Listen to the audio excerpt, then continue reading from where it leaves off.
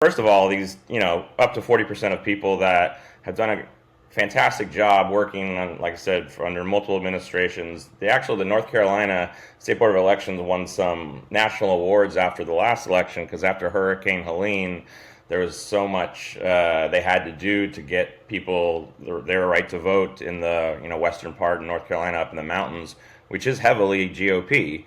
So these are people that, yes, it was a Democratic appointed director. They did everything in their power to make sure Republican voters had the power to vote in the 2024 election, which elected Donald Trump. So it's never been about what they've done. It's always just about been the GOP wanting full control over this office, which is supposed to be nonpartisan. And they come out always and say, we're the ones that are going to make, voting have more integrity and get the trust of the public.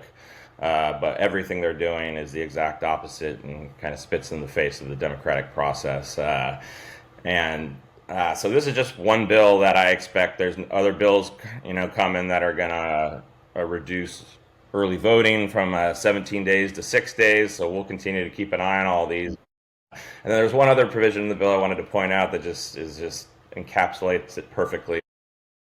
This bill wants to make it kind of illegal for anyone that works for the state board of elections to go out and promote voter turnout. So not even just go vote for Republicans or vote for Democrats, but go out and make an ad or anything saying everyone in state North Carolina go vote who you want to vote for, just because it's just part of their plan to want to suppress enthusiasm of the vote, suppress the vote in general, so that they feel gives the Republicans an edge, which says everything you want about their party. The less people that vote, better chance they have to win, or that's how they feel. So it's just incumbent on people like us and everyone to keep getting the message out, get the word out that upcoming, and people are going to have to go out and flood the voting lines because they're going to do everything in their power to keep us from it.